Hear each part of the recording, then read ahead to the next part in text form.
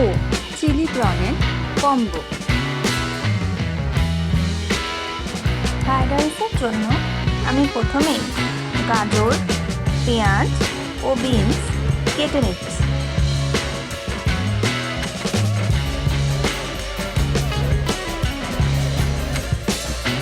Fried rice বানানোর জন্য নিয়ে নিয়েছি বাসমতি রাইস। রাইসটা 15 মিনিট ভিজিয়ে রেখেছিলাম। নিয়ে নিয়েছি স্লাইস করা গাজর, বিনস, পেঁয়াজ, ঘি, কাজু ও কিশমিশ, তেজপাতা, এলাচ, লবঙ্গ ও দারুচিনি। তারই সাথে নিয়ে নিয়েছি হাফ লেবু।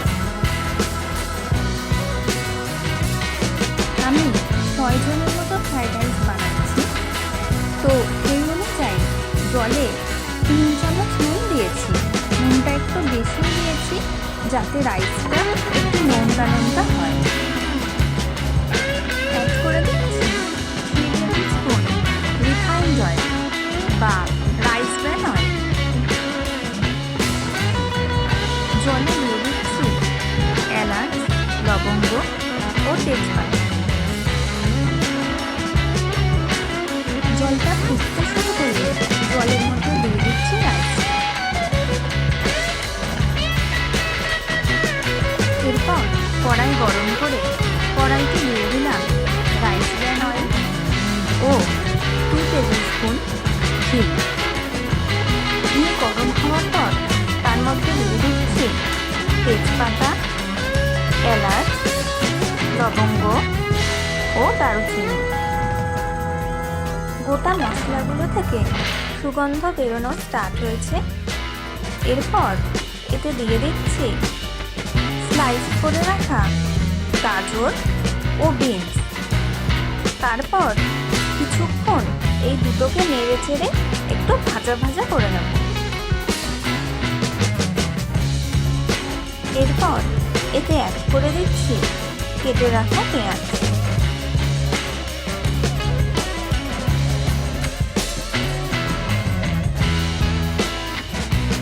ভালো করে ভেজে নেওয়ার পর এর মধ্যে দিয়ে দিচ্ছি কাজু ও কিশমিশ।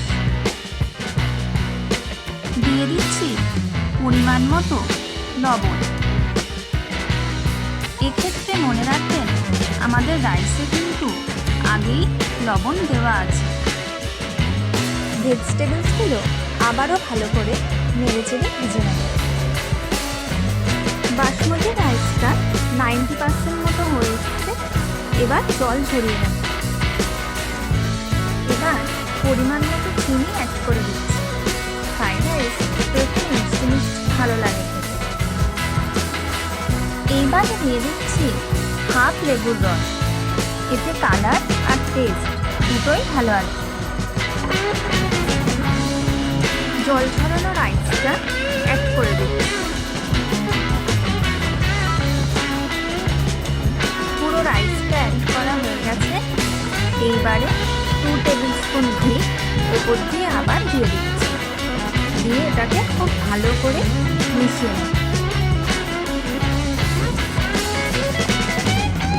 এবার দুধে কয়েক ফোঁটা মিঠা আতর মিশিয়ে নিচ্ছি ফ্লেভারের জন্য। যদিও এটা অপশনাল, এটা নাও দিতে পারেন। এটা না দিলেও রাইসের ফ্লেভার ভালোই আসে। এবারে দুধটা রাইসের ওপর ছড়িয়ে দিচ্ছি।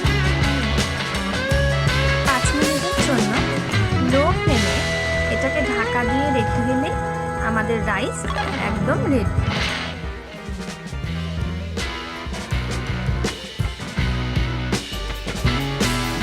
চিলি পন বানানোর জন্য কেটে নিচ্ছি একটা ক্যাপসিকাম।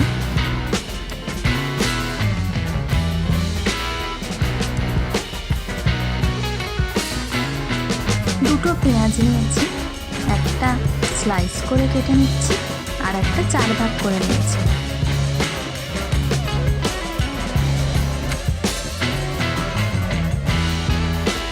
কয়েকটা কাঁচা লঙ্কা কুচিয়ে নিয়েছি।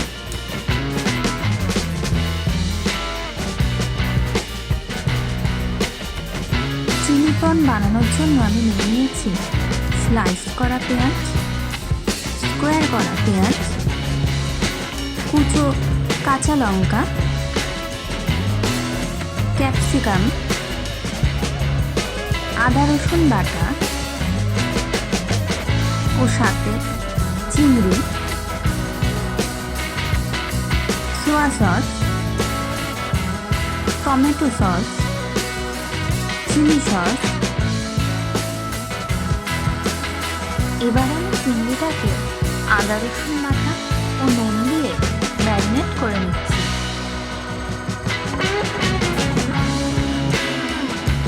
এবার কড়াই গরম করে তার মধ্যে রাইস দিয়ে দিই। তেল গরম হওয়ার পর তার মধ্যে ম্যারিনেটেড চিংড়িগুলো দিয়ে হালকা হাতে ভেজে নিই।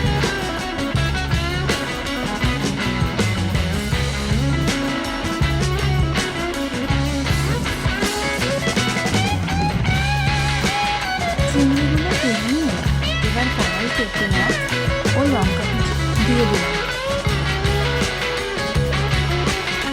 পেঁয়াজ ও লঙ্কা একটু ভাজা ভাজা হয়ে এলে তার মধ্যে অ্যাড করে দেব আদা রসুন বাটা।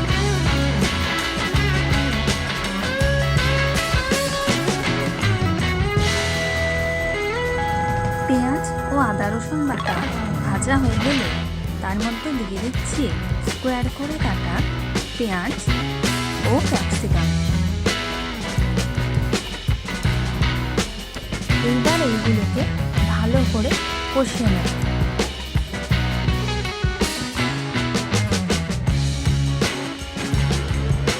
একটা বাটিতে নিয়ে নেব 2 tablespoon dark soya sauce,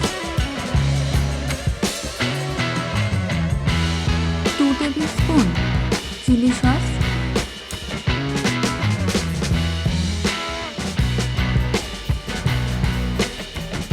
2 tablespoon tomato sauce,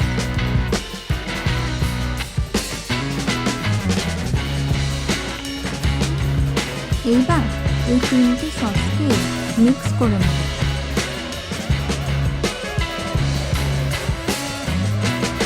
আমাদের ভেজিস বসে গেছে, এবারে সস অ্যাড করে নেব।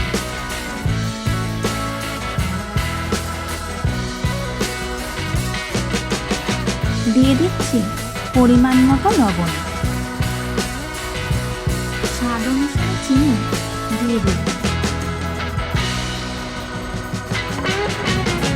এবার অ্যাড করে দিচ্ছি ভেজে রাখা চিংড়ি।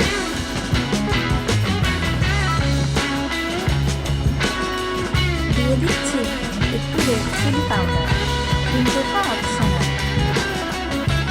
সবশেষে একটু জলে কর্নফ্লাওয়ার গুলে সেটা চিলি কর্নের মধ্যে দিয়ে দিচ্ছি এর থিকনেসের জন্য। চিলি কর্ন একদম রেডি হয়ে গেছে। ফ্রাইড রাইস ও চিলি কর্ন কম্বো একদম রেডি। দেখুন দেখতে কি সুন্দর হয়েছে এবং খেতেও কিন্তু অসাধারণ হয়েছে। আপনারা বাড়িতে অবশ্যই ট্রাই করবেন।